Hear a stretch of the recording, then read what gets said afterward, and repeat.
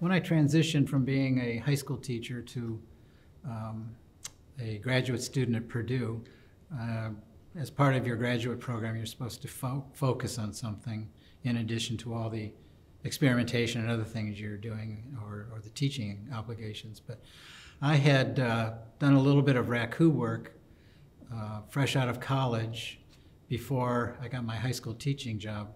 I was just doing something very primitive, taking clay that was local clay dug out of the ground and applying it to the Raku process.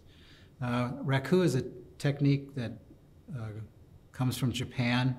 There's a very long tradition about how it's used and how it's done in relation to the tea ceremony. But it's been adapted and Americanized for schools and programs here. So I got intrigued with this process and started making some forms, some vase forms, and these are in the show. And I tried doing a lot of graphic work on the surfaces.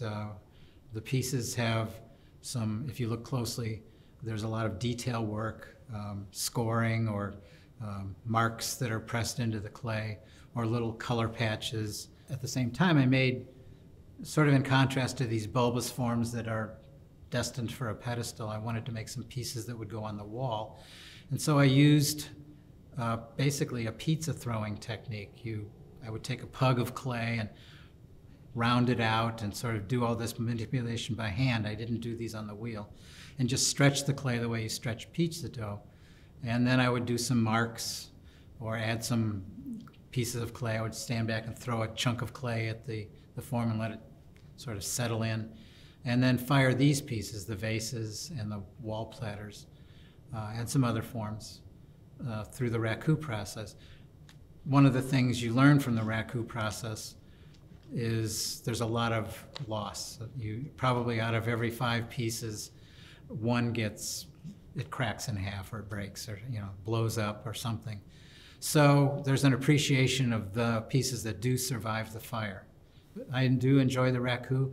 It's very hard on your lungs and your nasal passages, so I don't do it very often, but when I do it, it's a lot of fun to do.